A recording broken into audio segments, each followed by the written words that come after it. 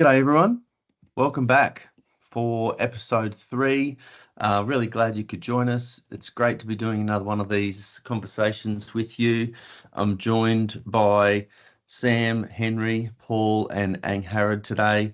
And you might have seen Henry and Sam on previous episodes. You'll get to know Paul and Angharad in just a little bit, and I'd really appreciate them for joining us on this series, and I really appreciate you for listening in and supporting us. So thanks very much. I like to start these episodes, as you might know, with acknowledging the traditional landowners on which I'm joining from today, which is Barringam land in Queensland in Australia, if you're listening internationally. And Barringam land is the home of the Guyabal, Waka Waka and the Jarrawa people who have been on this land for about 65,000 years or so. And let's just say many of them didn't give the land up freely.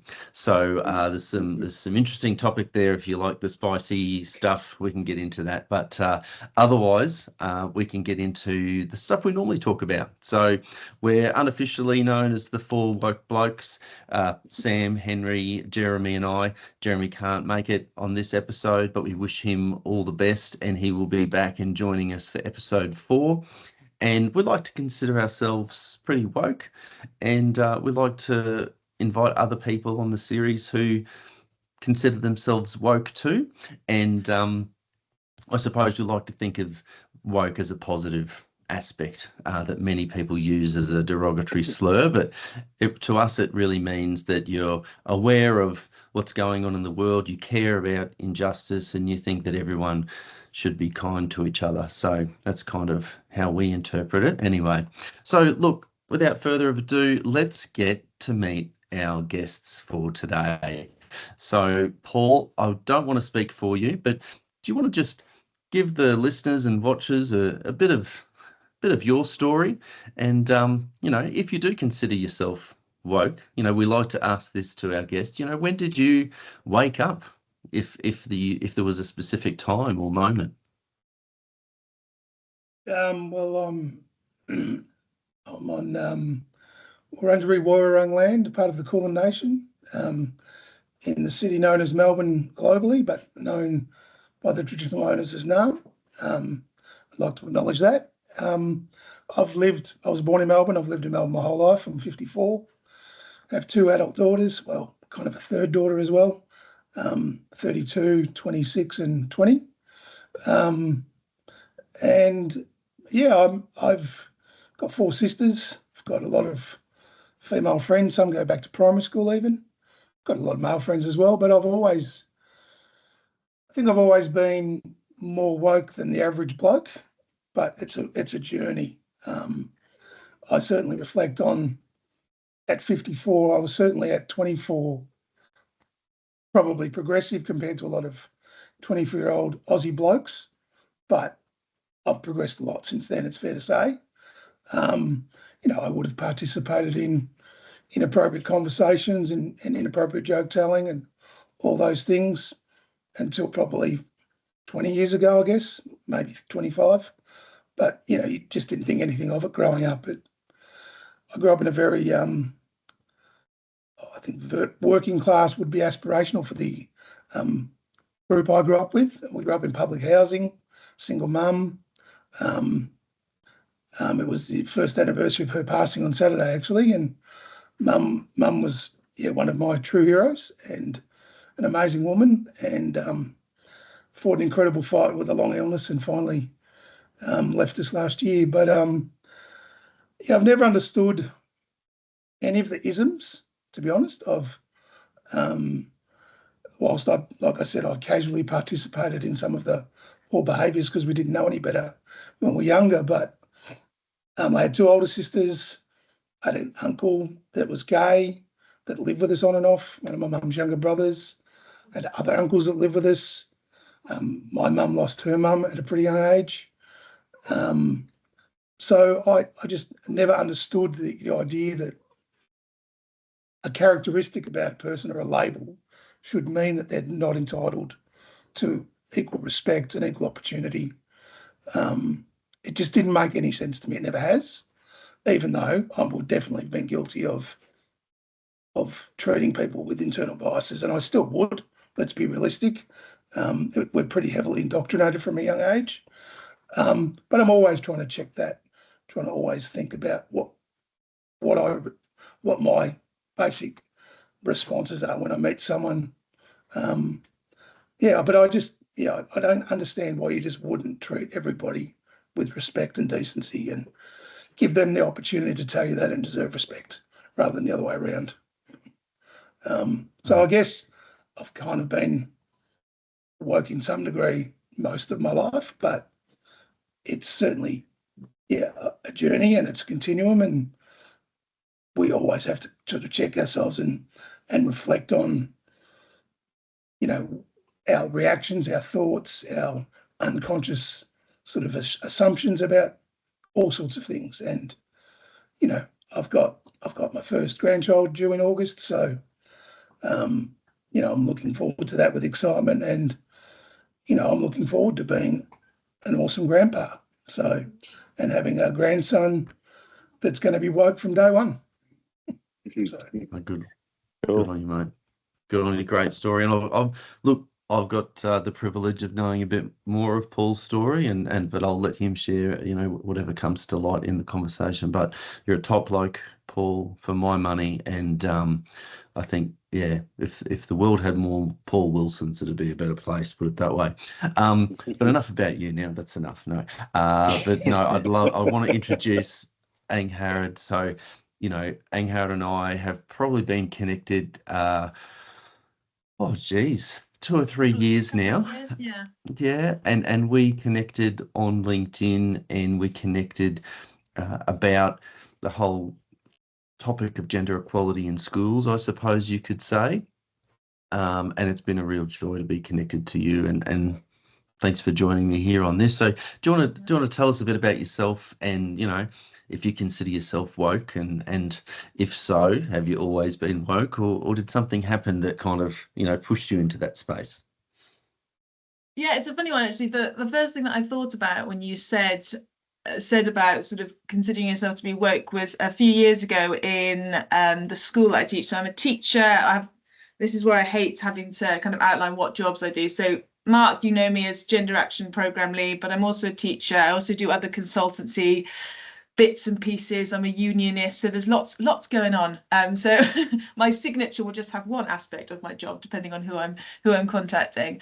But a few years ago, in one of my lessons, I teach social science. So I teach psychology, and sociology and PSHE, and anyone that knows the education system will know that it will be any subject, a warm body in a room at times. And one of my students came up to me, was like, Miss, why are you considered to be so radical? So in my school, and I was like, I honestly don't know, because as far as I'm aware, I'm not doing anything radical at all with trying to kind of, uncover, well, not even uncover, that sounds like I'm sort of spying on the school, but just to kind of, emphasize that there might be sexism in the school or racism in the school and all of these sorts of things. And they're like, why are you considered to be so radical for doing this? It's like, genuinely, absolutely no idea. But yeah, that story sort of, that came to me. Hopefully that student I think they're out of university now, and also being incredibly radical somewhere. But I mean, so I'm from, I'm not from Newcastle. I've lived in Newcastle since COVID. So moved up here then when the sort of final job that was available as a teacher came up. So I took it and went for it. I'd only been up here once before, so it was a big move. I'm originally from South Wales. Not that you'd be able to tell from my accent at all, but and I lived in London for 7 years and travelled around just through university and things like that. So in terms of, I mean, I hadn't necessarily considered myself to be woke. I identify predominantly as a feminist, a staunch feminist, and for me that forms like a core value of my personality and my being in every day. And sometimes, as you can imagine, that makes it uncomfortable in certain spaces, sometimes for me, sometimes for other people, and that can be quite challenging. But I mean, in terms of my influences, so like Paul, I had lots of positive role models around me, regardless of how they identify. I've got two incredibly strong sisters, and they're quite a bit older than me, actually, and I think that almost helps. So, that sort of classic thing when you're in primary school and the kids are saying nasty things to each other, I'd come home and I might repeat it and they'd sit me down and explain explicitly why that word was not very nice and what it meant and all that. So actually that was really handy. And plus they like to sort of boss me around. So it kind of worked for all of us in that sense. But my dad, I mean, don't tell him this, but my dad is a huge influence on me. And the reason that I am sort of such a feminist, not that he considers himself a feminist at all, although I haven't actually discussed it with him. But I think he, bringing up three daughters who are incredibly strong, he saw no reason why any of us couldn't do whatever we wanted. And actually, he has said before that he's quite glad that he had three daughters because he didn't want to have to do that sort of traditional, I suppose, that traditional dad stuff when he's like, I don't want to take my kid to the football. Stuff like no interest in that at all. So he's like, I'm glad that I can bring up sort of three strong women. And yeah, he never thought that we wouldn't be able to do anything. And he has the joy of being able to sort of read through my PhD a lot about sort of violence and sexism and all that kind of stuff. And I think, I mean, his job, he was a criminal barrister. So as you can imagine, he got to read and defend and prosecute horrible cases. And I think that probably impacted his view on women as well, seeing the most heinous crimes and going, how on earth can people treat other people like this? And I think that was a real influence and made him kind of reflect on kind of the language that we use and the expectations that we have on anyone, of course, but especially sort of women. So, yeah. I think it's really interesting that your stories are obviously very different. It'd be really interesting to hear a bit more of Paul's as well. But that notion of that what drives you both is this sense of sort of decency and respect.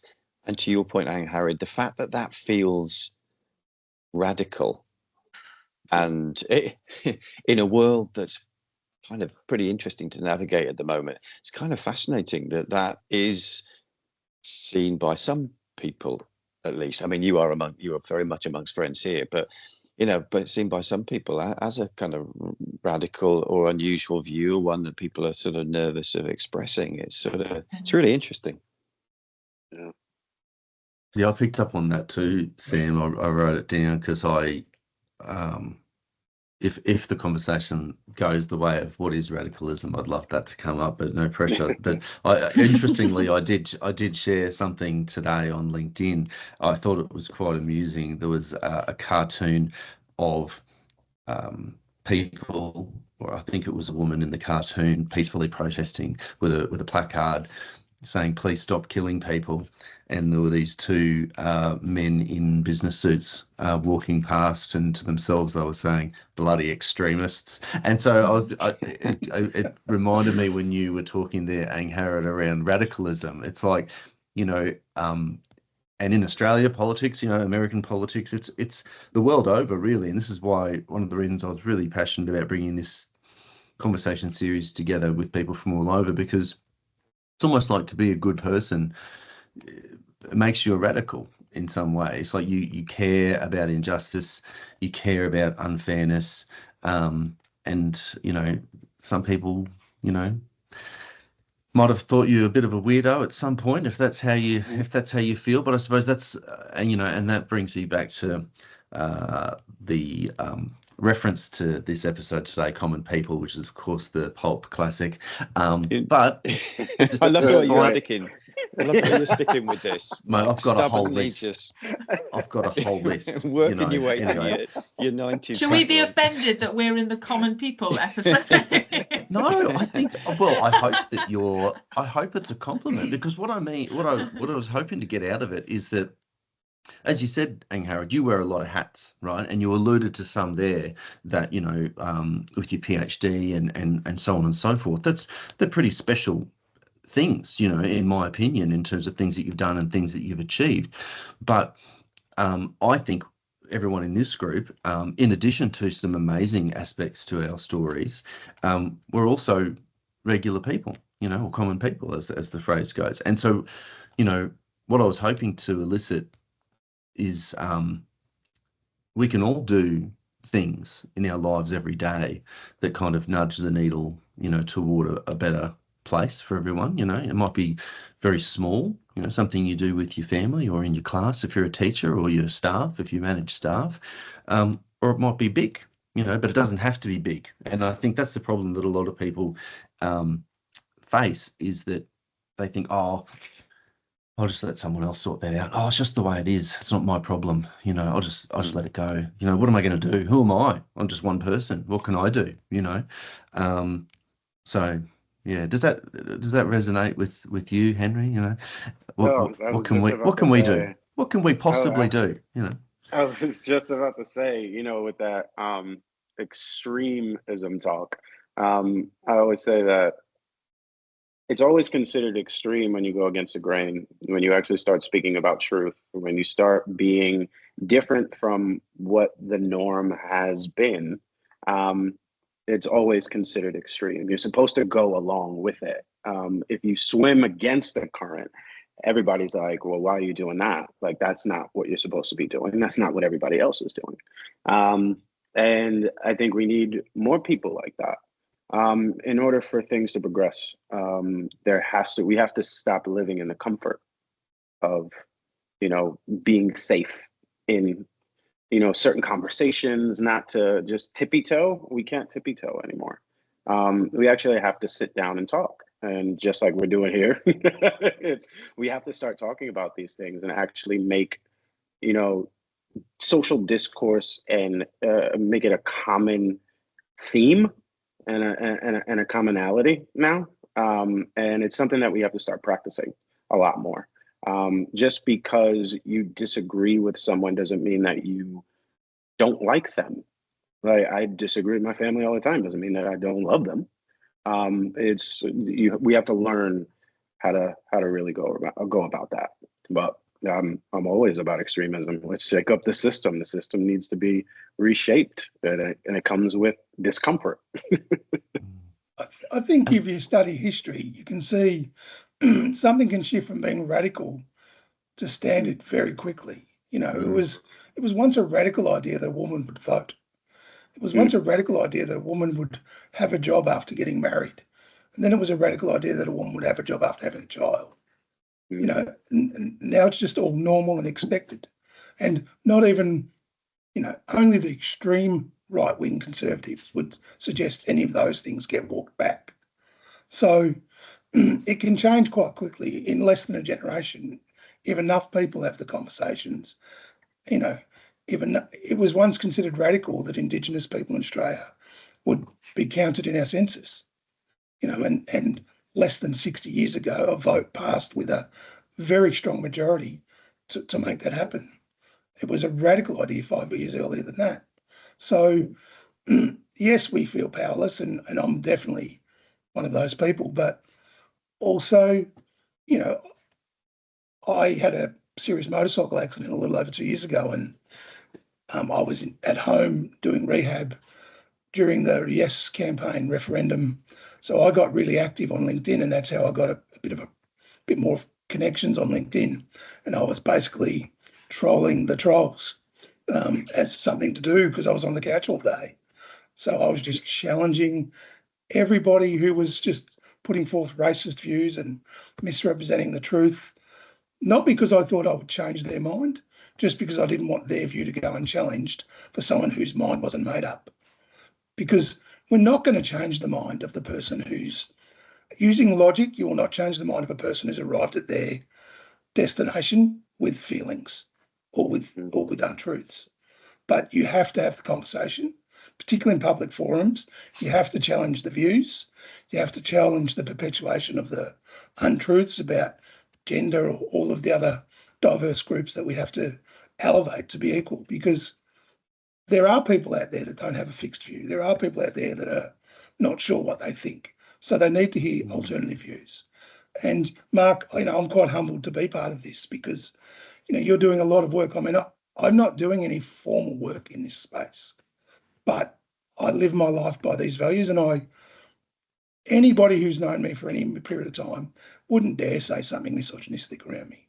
They just wouldn't. They know they're going to get called out strongly and without hesitation. And, you know, it doesn't hurt that I'm a big guy and I've got a presence, but I'm really just a big teddy bear. I mean, you know, but they don't know that necessarily. So, you know, but it's just like, but I call them out intelligently. It's not aggressively, because, you know, I can intelligently articulate why they're wrong. But I'm not trying to prove them wrong. I'm trying to make sure that other people don't hear them and think they're right. Mm.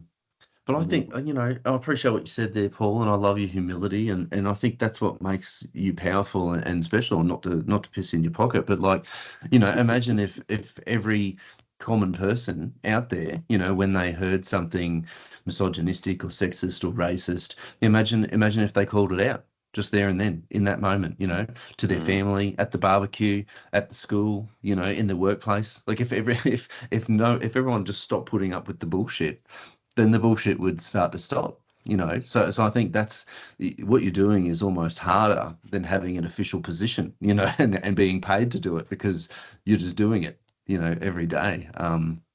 But anyway, look, so look, you know, one of the things that brought us together initially, some of you might remember the story of Daniela Andrade, the woman from America who had this idea of bringing men into conversations about sexism and violence prevention and so on and so forth, because of some of the shit trends we're seeing in the world at the moment, and that men need to be a part of the problem, a part of the solution. We've been a part of the problem. We need to be a part of the Freudian solution. slip Sorry, there, yeah. Freudian slip there.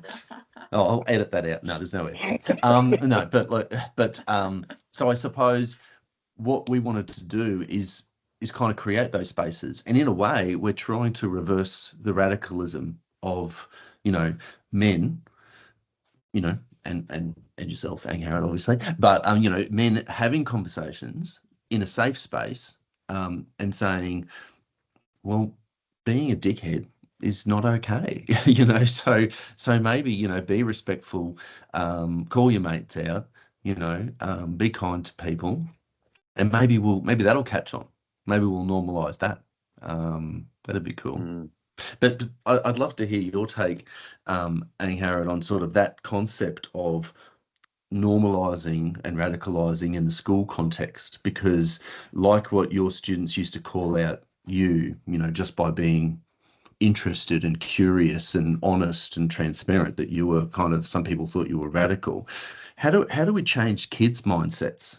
Because they're the ones coming through. They're going to be the future leaders. You know, like our generation is kind of, you know, I wouldn't like to say it's stuffed, but, you know, we're struggling a lot, you know, and but we're doing better. You know, I feel like we're crawling towards a better future, but it's really the kids coming through who have to lead this, I think. What do you think, and how do we change things?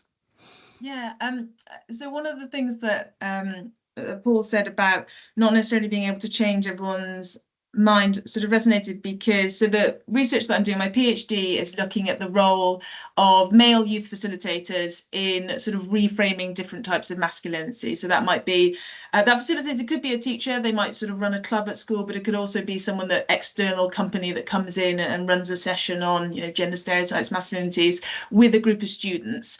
And you'll get an exclusive here. One of my participants, because I'm currently writing up the data, he spoke about how he's actually a sports coach, but still has, you know, as you can imagine, one-on-ones with and they are just all male students, one-on-ones with them, and spends a lot of time with them because it's a rugby academy, so it's very intense. So he gets to see them in all different sort of types of emotions. And he said that he likes to have them as aggressive as possible on the pitch, and then they do a kind of clap, and then off the pitch they don't have that anymore. So they do the clap to kind of start and finish the, right, this is what you do when you're playing rugby, you know, you can beat the shit out of anyone there, obviously within the rules.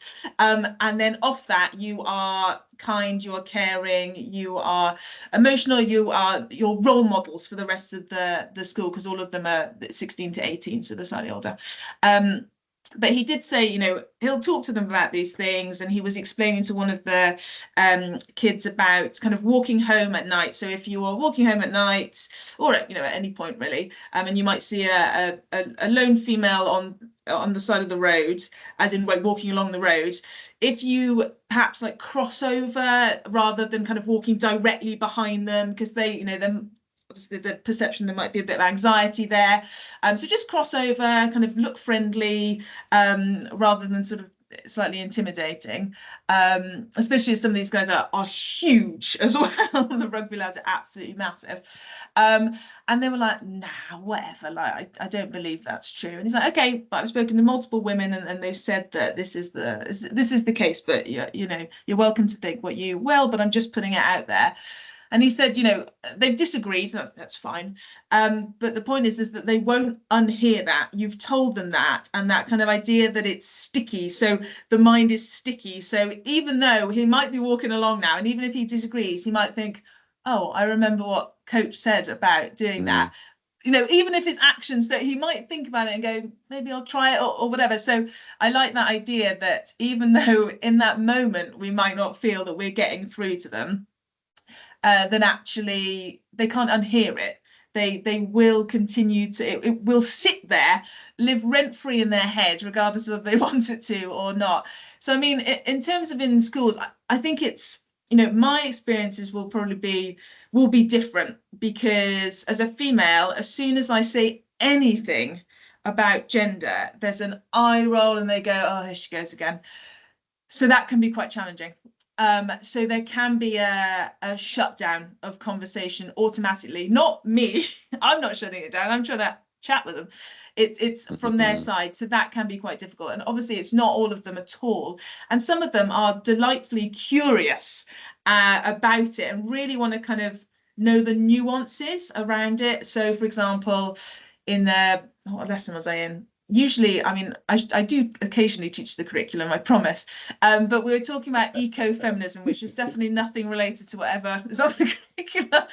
And then I was talking about the impact of war on women specifically, and the kind of long-term impacts, and the idea of ecofeminism and climate change and all those kind of things. And they were really curious. At first, they were like, what the hell is that? You know, what the fuck is ecofeminism? Like, that can't even be a thing. So just explaining to them, you know, calmly, adding a few bit of statistics in there, getting them to really kind of think logically, and whether they agree or not, it doesn't really matter. But yeah, just having those open conversations as best as possible, and still just being there. That's what I find. So even the and it predominantly is the male students that will kind of eye roll at me, even though they do that, you know what, most often they'll be the ones that will come to me because they're having an issue with bullying, or their girlfriend, boyfriend, whoever has just broken up with them, or their mum is unwell, because they know that I am a safe space. They might not agree, but they know that I'm that safe space that they can come to. And so having that relationship, and having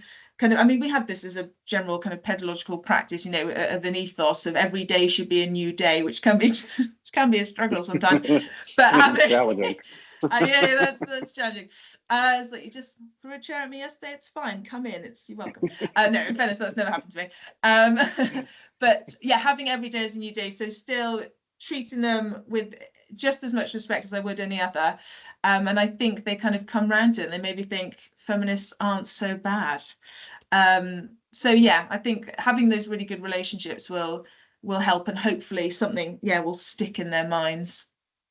Yeah, it's the care. That's it's fantastic. like the care that's behind it, and it's like, and it's like, it's not just what's being said; it's who's saying it. So the respect that they have because of the care that you have, and you're teaching, and both you and your colleague are teaching beyond the books. Really? Yes, mainly. Where yeah, you know, so kids always resonate with grades that aren't great, yeah. Yeah, it's whatever they're not going to get at home, whatever they're not getting at home, they're going to try to find at school. So that's what's being provided for them. I think it's fantastic. That's just because they hear it, and when they hear it, it'll stay. Even if you think that they're not going to use it, they remember it because of who told them that. Yeah, and I think they go on. No, sorry, I was just going to say they come in it at slightly different ways as well. So often, you know, the boys that want to come and talk to me about things, they will kind of slyly sort of walk in and pretend to be, you know, on the computer or doing something. They're just, oh, I'm just looking for something, and then they kind of sit down and go, oh, actually this has happened. So it's just a different, and they don't come with all their mates or anything like that, but that kind of, yeah, it's quite an interesting way of sort of building that relationship and having that one-on-one time with them, which is nice actually, because usually when some of the girls come and might want to talk, they'll have like there's loads of them, because they'll have talked already to their friends about it, so everyone knows it's fine, come in, just come in, it's Absolutely. fine, absolutely fine. Yeah. So it's actually quite nice. You get a real one-on-one with the male students then, which is a really nice kind of bond is created then.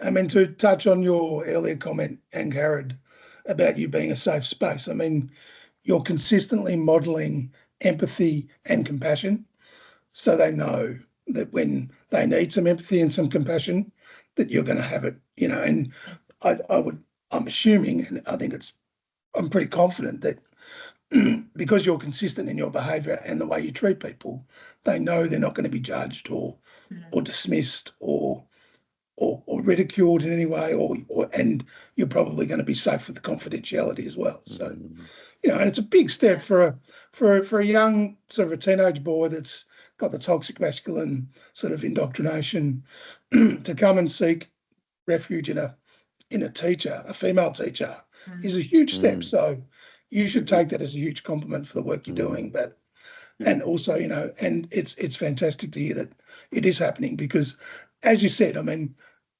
when I'm arguing with someone or putting a counter view up, I'm not trying to change them at the time, but cumulatively, you know, maybe the cup fills up with these alternative views, and eventually it overflows and they do start to question themselves. But my main motivation is to just not let them go unchallenged, because you don't want them converting people to the church of misogyny or the church of racism, or the you know, you want to keep people on the straight and narrow and help people stay open to the fact that everyone deserves respect. So, including the bigots. Especially that's right. Especially them. Especially I love that. I love that practice of your coach contact as well, and Angharad. The clap kind of really resonates with me, because I do not, absolutely, you can't tell, but I don't have Paul's physical presence. I'm a little skinny guy, but despite that, I played rugby at school. I loved all that, and I think there is a kind of confusion sometimes. You know, rugby is all about collision and aggression, and you don't show fear, you don't show pain. You know, you just kind of take all that, and you don't roll around on the floor. You just get up and sort of keep playing.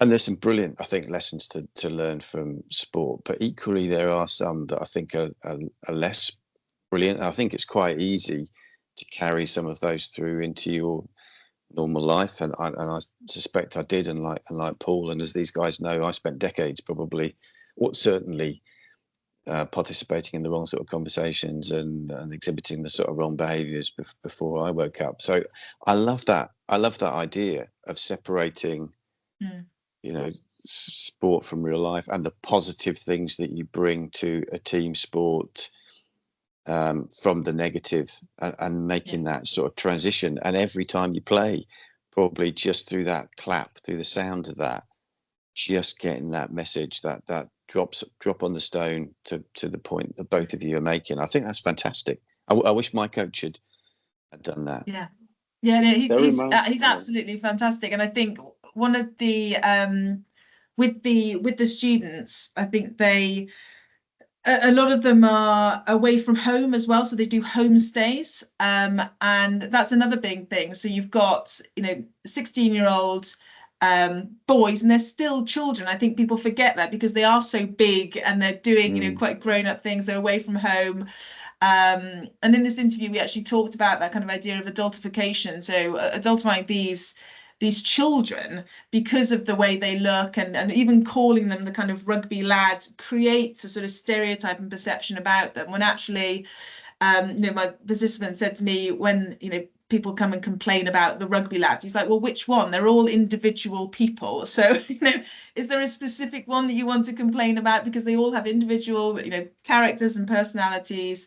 And I think, that line was really important for him, and he tried to model that as best as possible, because he, my participant, also a huge, very tall, broad, sort of previous rugby player, and modeling that kind of that empathetic character, that role model.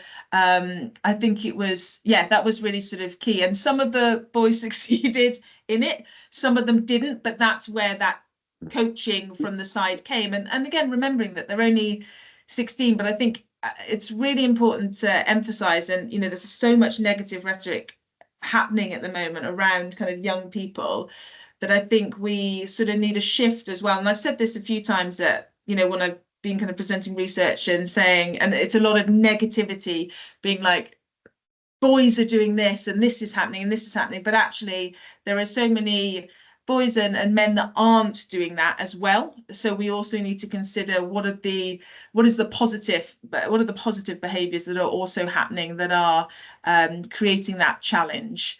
Not to say, because we love we love that little kind of small percentage, that more kind of dramatic research where we're finding out something kind of abhorrent, but actually there's so much positive stuff going on as well, looking and shifting it to that angle too.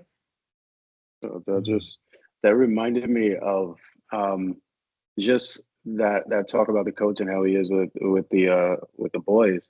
That just reminded me of how my coach was. Like, I still do the ritual to this day. And that's what I was speaking about before, about how important it is about who's saying it to you, and not just the information, but who says it to you. Like, we used to, for football and basketball, before we got on, the floor or the field, we used to wipe our feet at the field house or at the gym before we go in. Coach was always like, leave it out there. Like, your family needs you in here. We'll work on outside, but in here, let's focus. Wipe it away. So before you get in, wipe your feet at the door.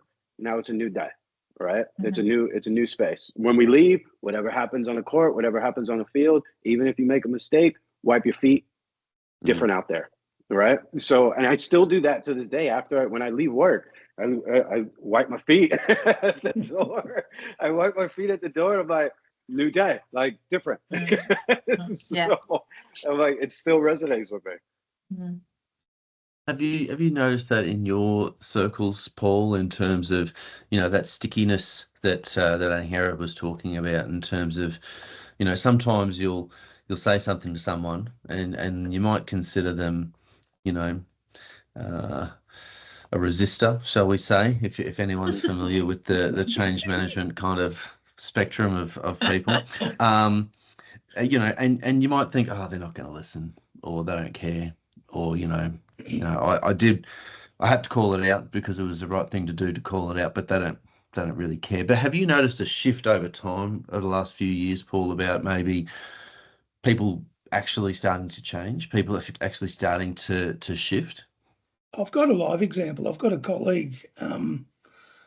I was talking to him about 2 months ago, and we have a lot of women in our workforce, and we have a lot of women in reasonably senior leadership positions in our organisation too, which is pleasing. And I'm the general manager of our Victorian operation, but we're a global business. We've got offices in Ecuador, Kenya, LA, 2 in Perth, and 1 in Queensland. You're ruining your common people reputation there, Paul. we just sell flowers. So I'm just a general manager of a global organisation. No, just the Victorian operation.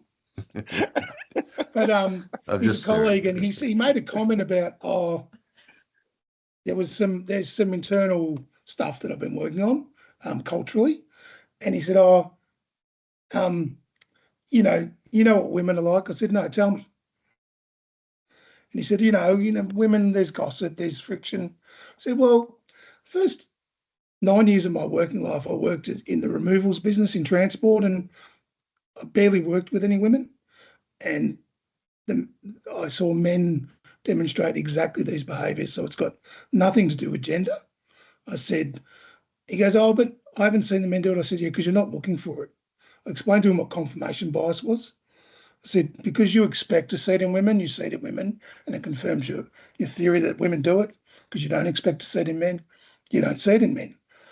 And he came to me about 3 weeks later. He goes, you know what? I've thought about what you said. He goes, you're right. Because most of the women here don't do that. A few of them are doing it. And he goes, and there's not males in those roles to potentially engage in those behaviours. So there's no sort of control group of men that are not doing it. And he said, and I've thought more about some of the other organisations I worked at, and I can recall men behaving like that too. So thanks for calling me out. I'm like, well, that's a win. So Good on you. That's a great win. So you're changing mindsets, changing behaviours. Yeah, look, I think we've spoken about on this series previously, actually, how reading different perspectives has helped us. I say us collectively, but I think it's the royal us. But you know, invisible women came up in conversation, and that definitely gave me some insight that I didn't have previously in terms of how the world is structured. And sometimes, I suppose the point I'm trying to make is sometimes it's a book, sometimes it's a conversation, like you did, Paul, to try and just let people see what they're not seeing, and I think you've said it previously, Sam. Once you see it, you can't unsee it. Like I suppose it's almost like that coach, Angharad. Once that coach said that to the boys, and they're walking down the street, well, they can't not think about it. They can choose not to act on it, but they can't think that, oh, maybe the coach is right. Maybe that girl up ahead is feeling a bit uncomfortable. Maybe I'll cross over. So. And Paul, have you got tips for common people like me? Well, it's really difficult not to burst into the song actually saying when you say the lyrics, but for having those conversations, because I often wonder, there's a sort of awareness piece, and I think sometimes we just don't notice stuff. But one of the other reasons I think why people perhaps are slow to challenge and to be radical, to come back to the notion we were talking about before, and sort of just challenge the way things are, is because they don't feel able to do it. They feel embarrassed. They feel as if they're going to offend people or alienate them or alienate themselves. Have you got any sort of tips on how to have those conversations? It's a difficult one to be objective about that. I mean, I grew up in a pretty loud, large family. So if you weren't able to assert yourself, you were just in the corner and irrelevant. So I've always, I guess, had the capacity to be assertive when I wanted to be. And in work environments, I'm usually in a leadership role, so that helps. I mean, that lends you some authority automatically. Although I wasn't a leader at 18, and I was still doing that stuff. Yeah, I don't know. We've all got our own style, and you wouldn't do it like me, and I wouldn't do it like you, Sam. But the point is that if you feel uncomfortable about it, you find the words that are right for you, and you say, I'm not sure I'm comfortable hearing you say that. Look, maybe expand on what you mean and where that's coming from. And maybe they'll clarify and that maybe you've misunderstood, and maybe it wasn't an incorrect comment, or maybe they'll say, well, in my experience, women do gossip, like my example before. And I said, well, in my experience, people gossip. Some people do, some people don't. It's not a gendered thing. I had another team member come into a meeting the other day, and he said, da-da-da-da-da. And then he said, you know what women like? I said, stop that. It's got nothing to do with gender. It's just poor behaviour. I said, men behave like that too.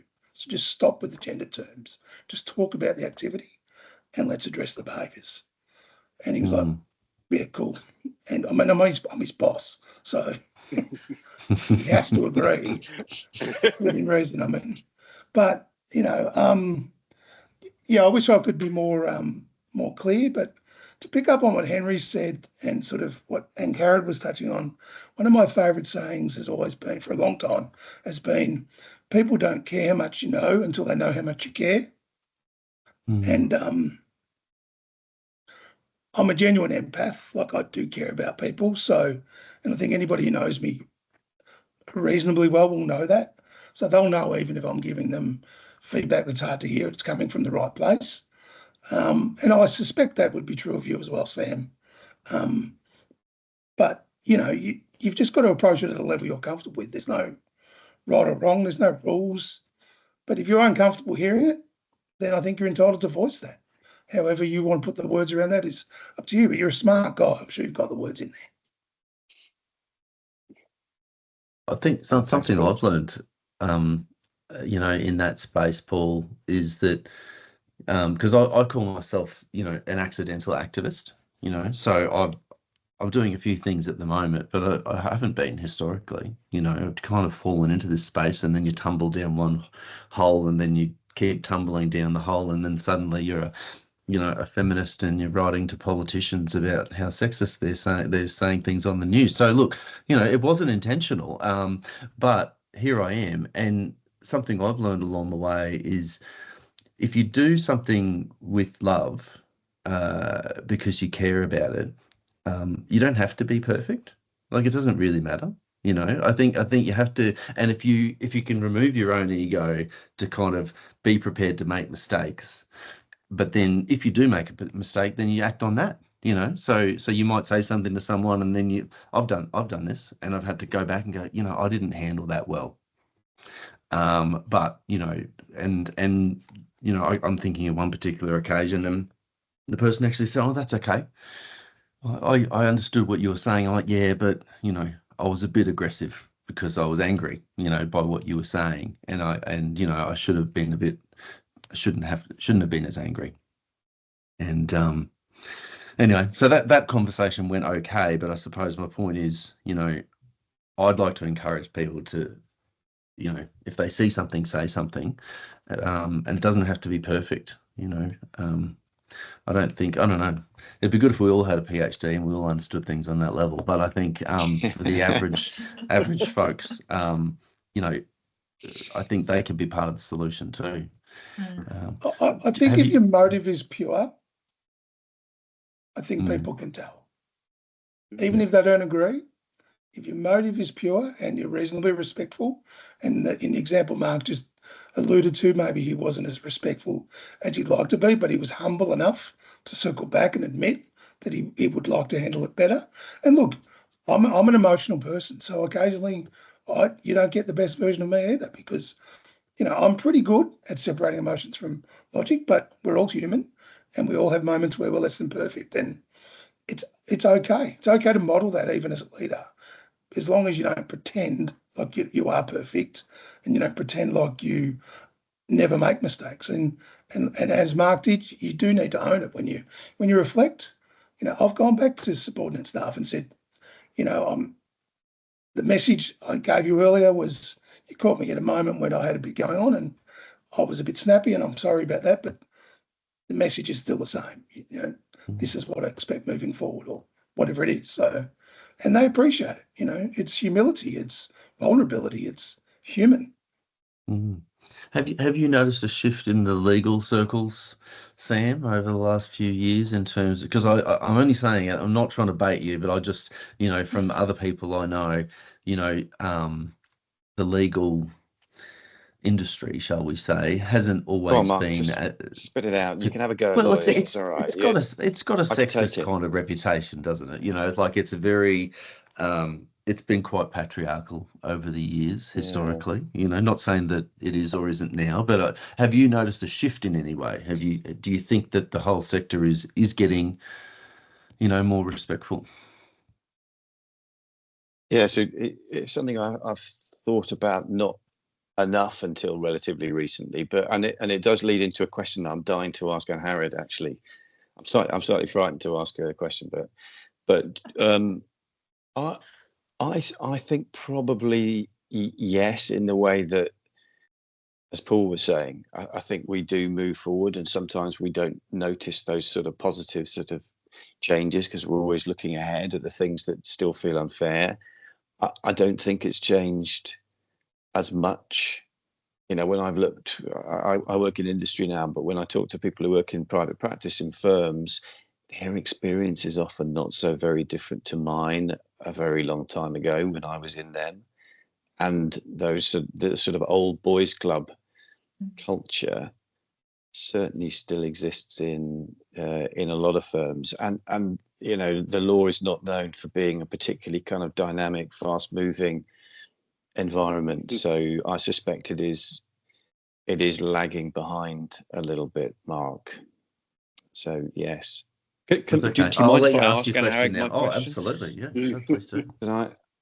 Because I suspect you are, as you know, really better placed than us to sort of judge this, given what you do. But I suppose my question is, I'd always assumed that we were getting better and less misogynistic as a society, and I had hope and confidence in my kids' generation that was the case, and that's been challenged a bit recently. And I've seen some statistics that were a bit scary and heard anecdotes that suggested otherwise. I'm just really curious to know whether you think that we're moving forward or moving backward, and whether attitudes are getting better or worse, or big question. Yeah, it is a big question, because it's very hard, because I think there's always a perception, isn't it, that the youth in any generation are the most sort of progressive, but we know, you know, we can't say that they're more progressive now than, say, they were in, like, I don't know, the 60s and 70s and things like that. So it's, I mean, it's a really tricky one, because on the ground, from the data and also from living it, it suggests no, we're not getting any better. There's still all of those same insults that have been used for decades still being thrown around, you know, that are homophobic, that are racist, that are misogynist. All of those are still thrown around, and new ones developed, and regional ones, of course. So actually being in Newcastle, I have to learn translate it back into what the term I know it to be. So all of those terms, you know, are still used. They're still shouting slag at a girl who's like walking down the corridor. They're, you know, still using all of these kind of other offensive terms, which you think, oh gosh, surely they're not using those anymore, because those are, like, you know, what the grandparents use. But no, they're still sort of alive and well. I think what can happen now, as I sort of alluded to before, is that at least the conversations are happening, and teachers potentially are becoming more confident to be able to have them, and they're consciously bringing them into the curriculum, so into English and things like that, and history, to be able to sort of bring that in, and thinking about sort of how we're decolonizing curriculums, and kind of challenging them. However, it's getting that balance right, so that you don't get the eye roll constantly being like, oh, we're kind of talking about that again. But so I think it's really hard to kind of know. And I think now, you know, we haven't really talked about sort of online influences that much today, but it's hard because it's also just media. I can't remember, someone said something earlier which made me think that the media, in terms of just like just old school newspapers, are the ones that also have always been to perpetuate misogyny and racism, and you know, thinking about the headlines on immigration and that kind of stuff that we have most recently. You don't even have to think about modern day TikTok. Just think about, we've always had this in the media. You know, all of these issues are not new at all. It's just they're being sort of translated slightly differently now, and they are constant. So they're always in front of us on our phones, and that is slightly different, because previously you might see a headline in a newspaper, but then be able to kind of not buy it, buy another, or ignore it. And now you're getting a constant stream, and you've got that combination of misinformation and disinformation, and getting the kids are sort of battling through that. But I mean, you know, one of my students said to me the other day in sociology, oh, we were talking about different sort of theoretical perspectives, and he made a comment around immigration. And I said, where did you get that? You know, where did that kind of come from, that view? Because it wasn't very nice. And he was like, I read it on a headline. And he's like, and I said, okay, well, what did the rest of the piece say? Where did you read it? It's like, to be honest, miss, I just read the headline. I just read the headline. So it's like, right, okay. So thinking about, if they are only kind of getting like top tier sort of information, just headlines, just little memes, just kind of little comments here and there, then they're not being given the ability to kind of critically analyze it in any way and getting them to understand how to challenge it, but also navigating that, because you want them to challenge, but also you want them to be safe as well online. And with challenge comes, you know, a lack of safety for them potentially, and you end up getting into some sort of like, well, what would have been a Twitter kind of argument for sort of for days. So yeah, I mean, I don't think it's getting better, and I think the world itself is progressively declining where we are in terms of human rights, and you know, the wars that are happening, and they've always been happening, but seem to be more intensified at the moment. And yeah, I think it's hard as well, because the students have a lot of their own things to worry about, and I do see that the impact that the global issues have on them day to day. They, you know, I had 8 minutes spare of a lesson, which is always a horrible situation to me. You know, what can I do in 8 minutes? We just done presentations on gender bias in psychology, actually. Lovely presentations, great. They all obviously hate presenting, brings fear to them. So we had final 8 minutes, right? Okay, so I'm like, what should we do? I'm like drumming it up in my head, like, should we do an exam question? They were like, Miss, can we discuss the ceasefire? Like, and then you could see in my head, they could see my brain going, do I want to discuss the ceasefire with them? Am I going to potentially be sacked for discussing the ceasefire with them? What could go wrong? But I was like, oh, fuck it. Like, yes, fine, let's discuss it. Because they want to talk about it. They want to actually engage, and kids in the room have family, you know, in Gaza or wherever it might be. So like, they want to actually talk about it. And I think there isn't enough space to be able to allow them to discuss these current issues that are actively happening right this moment. So yeah, I don't know if that really answers the question. No, really, yeah, really interesting. So many questions about that. Like, we need a longer. Yeah, cancel the rest of my day. It needs to be embedded in curriculum. From what point, isn't it? Does this need to be embedded in curriculum? You know, like how to decipher the information, and then like, should we have ethics back in school? Like, is that part of the curriculum? Just an ethics class, like debate, like how to. I mean, it's like, what's the next step? It is true, because we do have like we do have these opportunities, but every school, I mean, you know, you'll know this from, you know, all of the schoolwork that you've been doing, like every school is slightly different, and there are kind of things that have to be done, but there's always a slightly different take on it. And some schools are fantastic, and they embed this through, and the teachers are able to be as radical as they want, and it's completely inclusive, and it's a family and a community. Other schools, it's not like that at all. And actually, my partner, he got a scholarship, and because he was working class lad from Leeds, but got a scholarship to a grammar school, so that was like all very exciting. But actually, it was all boys school. But ironically, they taught him all of the, you know, all of the sciences, all of the maths, all of those kind of what we consider to be core subjects. But actually, they didn't teach him. They had no kind of citizenship lessons, or even kind of cookery and those sorts of things. So they taught like all of the kind of like classic subjects that we think people need for life, so physics and all that, but like no basic skills of just cooking and kind of life skills and community skills and community action, nothing like that at all. That's because he was going to get a wife to do all that for him. Well, exactly, and he has not absolutely, succeeded. Paul. That's part of the starter kit, right? But it is true. It must say, like, yeah, honestly, like, who do they think do like clever rich people not need to eat? I don't know. Maybe they don't. That's just all drink cocktails and stay skinny or something like that. I've got no idea.